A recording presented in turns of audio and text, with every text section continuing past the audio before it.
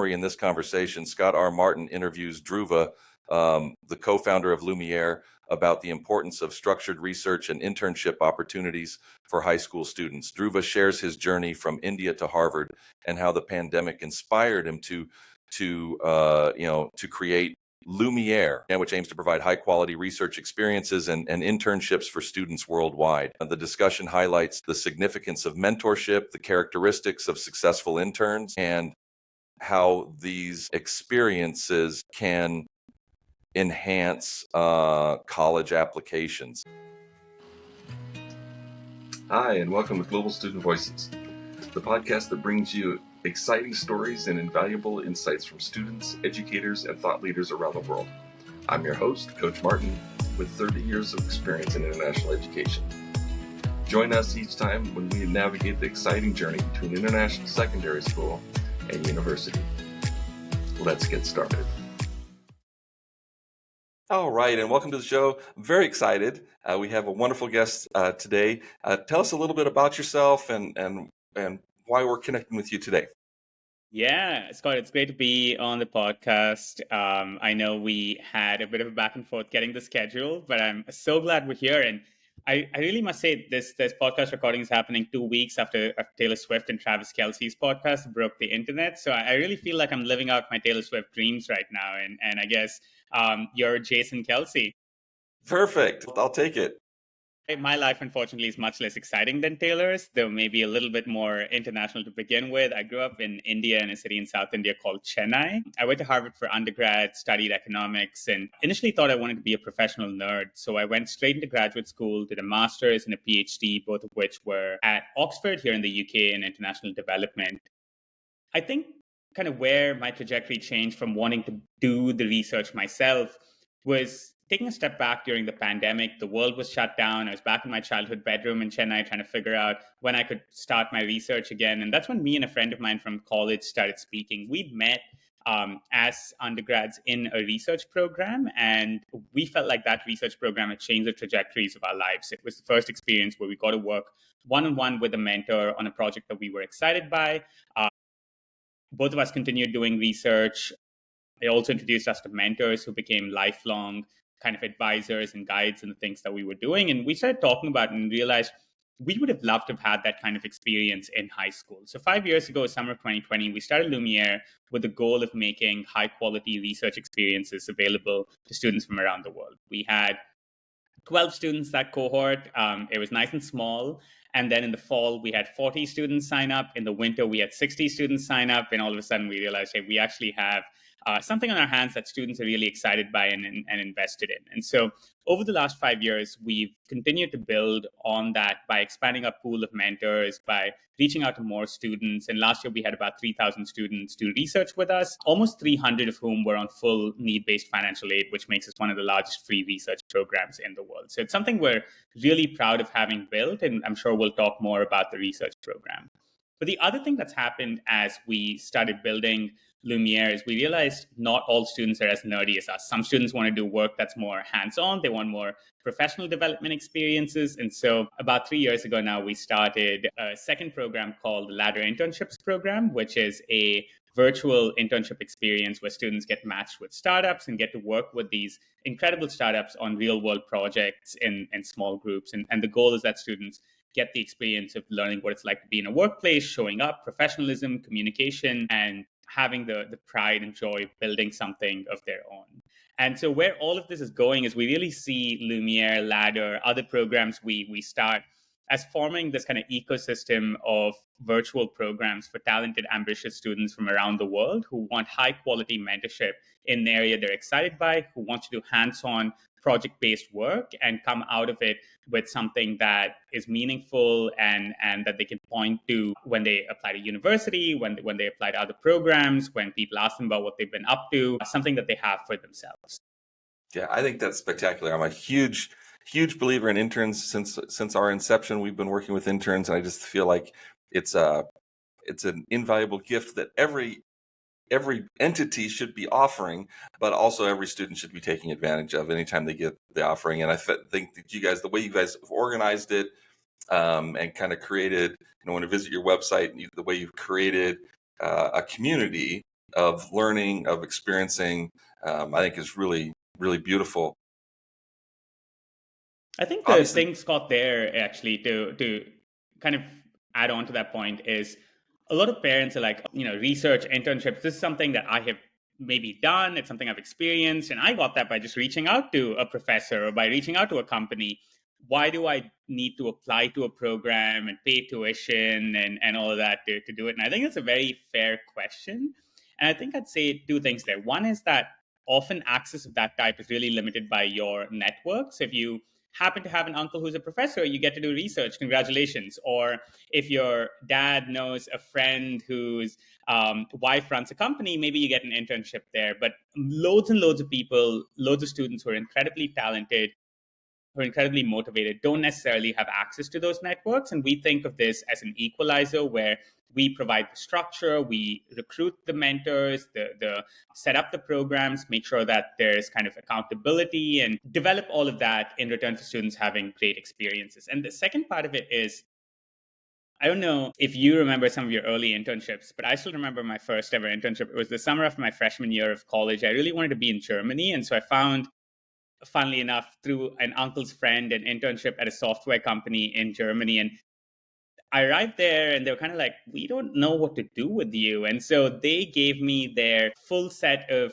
basically their Google Drive as well as their physical folders and said, hey, we've just accumulated files over time. Your role for the first month of the internship is just going to be organizing all of this into clearly marked folders. And I sat there for hours organizing these files, not actually reading any of them or learning what was in them. And I think that speaks to something deeper, which is for whether you're a research mentor or you're a company, working with high school students is hard. You need to take time out to think about what their needs are, to help pitch things at their level, to kind of make sure that the work that they're doing is meaningful. And I think that's the other thing about a structured program, a structured mentorship program, is the mentors, the companies, they're being compensated for their time. They know what their expectations are. They know what their responsibilities are. We check in with them to make sure that things are going well. And so what students can be assured of is that when they do a structured program, they're not just doing an internship or a research paper. They're working on something that interests and excites them with someone who's invested in their growth. And I think that's really important for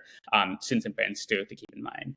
Yeah, the nightmare is you get an internship and it's a big name place and all you do is get coffee and make runs, and which is helpful. I mean, I get that. It's helpful to the company, but it's not helpful to the student other than that you just get to rub shoulders. And I think what you guys have done is so much more intentional. And yeah, I think it's really great. And like you said, the idea that the objection is, hey, can't we do this on our own? Of course, you can. Like I do college coaching. Of course you can do that everything's on the internet. Everything I'm going to give you, I got on the internet. It's just, I have 25 years of experience sifting through the garbage. If you want to sift through the garbage, knock yourself out. I've done that. I wouldn't want to wish it on anyone. And you guys have essentially done that as well, where you found people who are prepared to host and give really valuable internship experience, really valuable research experiences to students. And I think, I've met students in high schools that are really into research. They think they want to go into research, but they haven't actually done any, right? I mean, and so being able to tap into the real thing and see if that's something they really want to do, it really can help clarify kind of their dreams and focus for even where they want to apply for university. So what do you think? That's exactly right. Yeah. What do you think are some of the big takeaways for your students? I noticed your profiles of students are amazing. Like, why wouldn't I want to join and be like any of the people on your website? But tell me a little bit, kind of, what are your takeaways, and do you get to interact with the interns or the researchers yourself? Yeah. We do. So there's a few different points. Steve and I now, we run this organization. We have a full-time team, and so we don't personally mentor students as much as we used to before, but we still all the time have calls with students and parents. We're checking in with mentors in the companies. We're seeing the student evaluations that come in. We do these webinars at the start of each program with students and parents to let them know what they can expect so that they can ask us questions. And I love that part of the role. I think these students are amazing, and I can speak about them all day, every day. On the research side, for example, we've had students that have done the program and gone on to do some really, really cool things. Just give you a quick example. One kid, Shreyas, who joined us in one of our first cohorts, maybe even our first cohort in 2020, and he was interested in computer science, but he was also a sports person, a tennis player.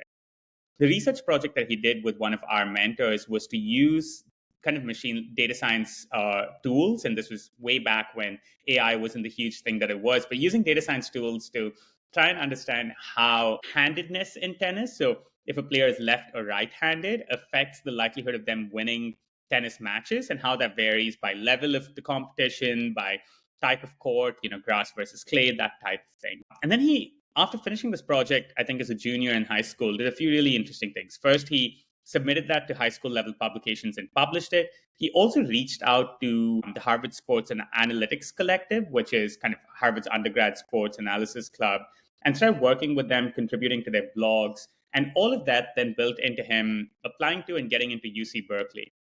And he actually emailed me last November around Thanksgiving going, hey, I just want to give you an update on how I'm doing. I'm now a junior in college, and I now run the sports analysis club at Berkeley, and I'm also thinking about starting a sports analytics startup. And so it was just fascinating to see how this interest that we'd helped him nurture back when he was 15, 16, stuck with him through college, first helped him get into college, but then stuck with him through college and actually informed the things that he's doing now. We have other students that have done, research program with us, say the summer after their freshman or sophomore year, and then gone on to incredibly prestigious organizations like MIT's Research Sciences Institute, which is one of the most selective research programs, who've been national finalists at the Regeneron Science Fair, the big national science fair. So students have gone on to do incredible things. But in terms of what is common to all of them, I'd say a few things. One is they are genuinely interested in an area and want to learn more about it. I think if students are super confused about the field they're interested in, they're still choosing between music and physics and biology and computer science, maybe this isn't the right program for them. They should probably take some local, community college classes, APs, figure out what they're interested in, and then come to us. They don't need to know the specific research question, but they at least need to know the field. Second is students that, and that's true for internships as well. Like, you need to know, I want to be in this industry or I want to do this kind of work. The second is having a level of independent work ethic and drive. These are programs where you're meeting with your mentor each week for about an hour, and then you're expected to put in 6 to 8 hours of independent work outside of that. And I think that work really is your work. You're going away and struggling with the analysis and trying to figure out how to do it with the support of your mentor. Your company has assigned you a competitor analysis. You're going to have to spend hours kind of looking up competitors, learning about them, what they do, and building that into information that's usable to the company. No one's going to do that work for you. So work ethic and drive, I think, are important. And then finally, I think we do look for people that would be fun to work with. We want students that are kind of humble, curious, passionate, where a research mentor or a company would go, oh my gosh, this student was such a joy to work with. And I think that attitude is super important. Yeah, amazingly, that came across on your websites with your student profiles. There was something, and I consider myself some kind of intuitive, and I looked through and I was like, oh my gosh, this is really easy to see that that you've got good kids. Like, you've got kind of the ones, exactly like the ones that I would look for if I were hiring an intern, or when I'm hiring interns, I look for those same characteristics. I want to enjoy, like, interns don't need to be a chore for me. I put in the work to create a program that's valuable. I want to look forward to that 1 hour session each week. I want to wish it would come faster. I don't want to dread it. And I think people underestimate that they call it soft skills, but I think it's a softness.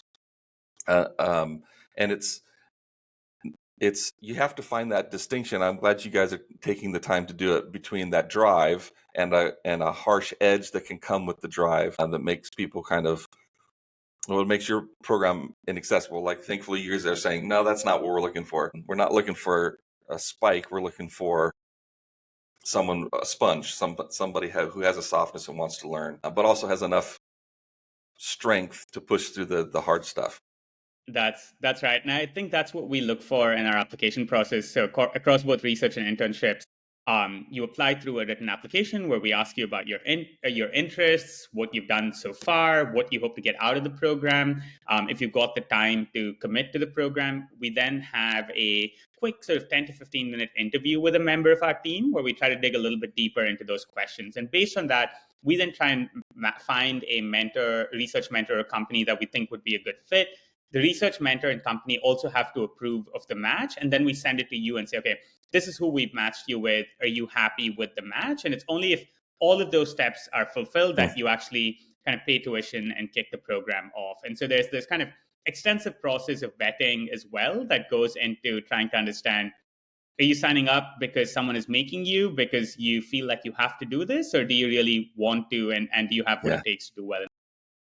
That's spectacular. And it kind of leads into like what you said, the objection from parents of saying, can't we just ask our friend or whoever? If you don't have the friend, you guys have make those connections, which I think is an amazing gift. But then also at the reciprocal side of things of saying, we got to have all parties on the same page. And that's kind of philosophically, we're on the same page. And that's what we look for when we're doing college matches. We want a match. We want all parties to feel like this is a good fit. We don't try to help students get in. We help find matches. Yeah. And I think that skill, I would imagine, makes their college application process much easier. Like going through this with you is kind of the right way to do college applications as well. Articulating, knowing what you want to do, articulating what that is, and finding a match, finding the school that wants to help students do.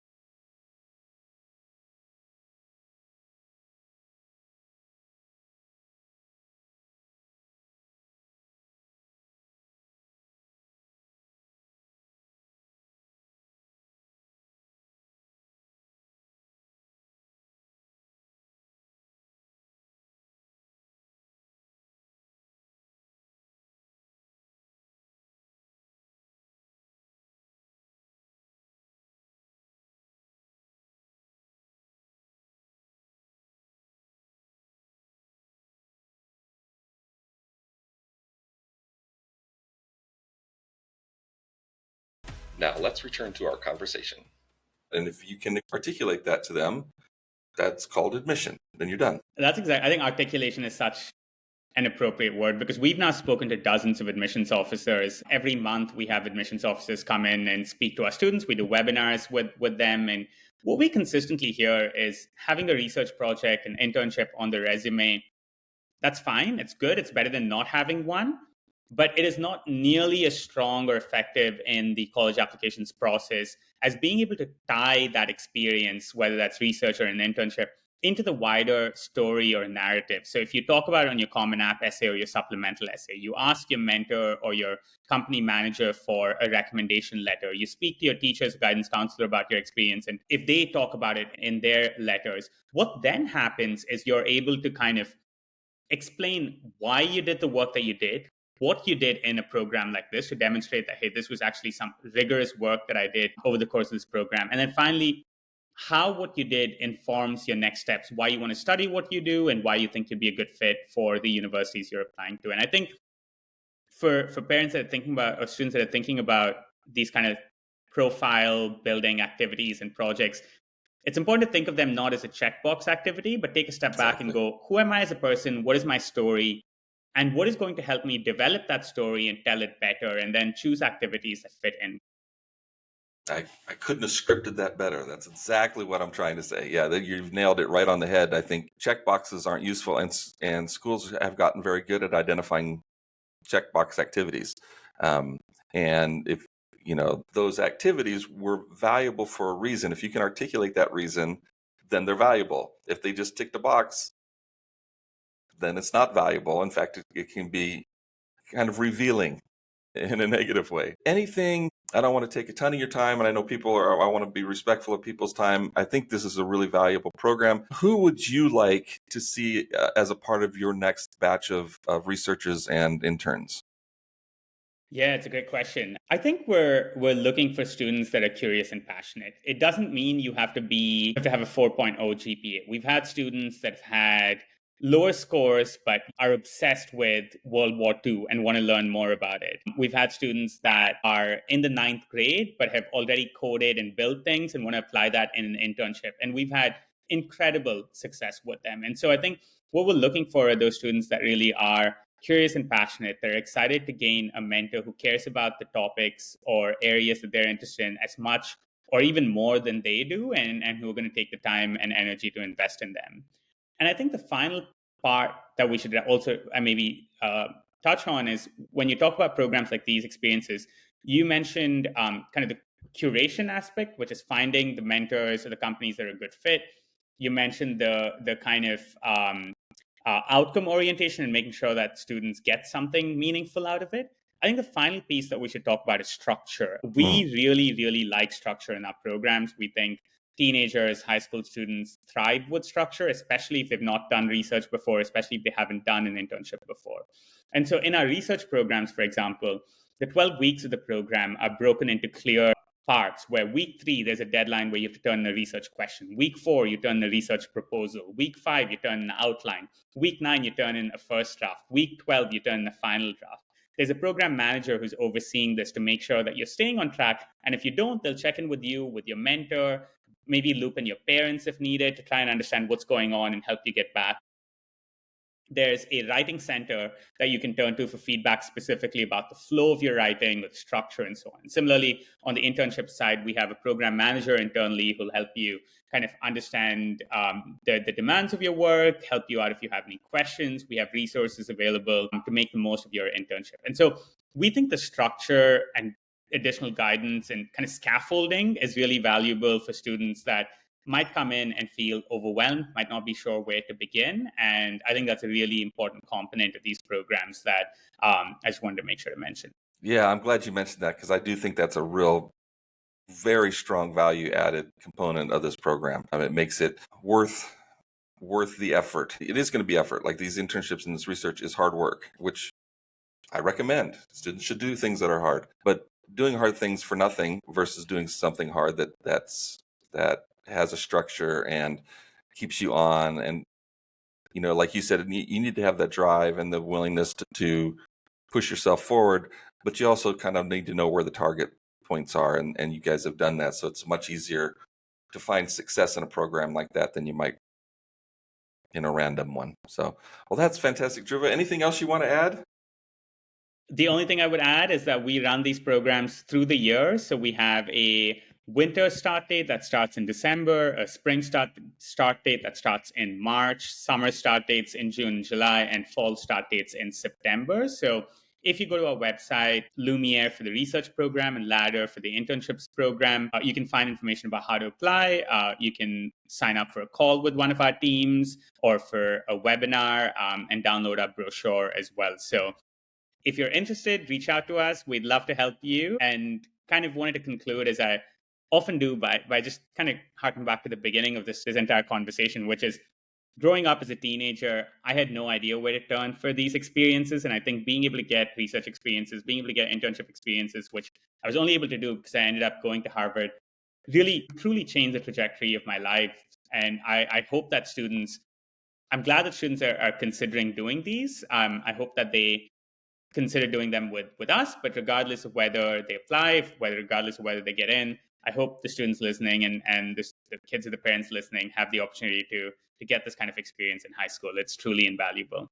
Yeah, absolutely. And the links will be wherever you're seeing this video or listening to this podcast. The links will be in the description so that you can hit their website. Dhruva, it's been an absolute pleasure. Love what you're doing. Big pat on the back. Thank you for doing it. And hopefully we'll send some folks your way and they'll be able to take advantage of this great opportunity. Likewise, thank you for all the work you do with students and for running this amazing podcast. I think this is the kind of thing that really helps high school students and parents who might not have access to the kind of guidance that you provide directly to be able to learn more about what's out there and how to explore them. Yeah, thank you so much. I appreciate it. Thanks for tuning into Global Student Voices. We're committed to bringing you the best advice and to share stories from global students and educators. We need your help. Make sure you subscribe, share,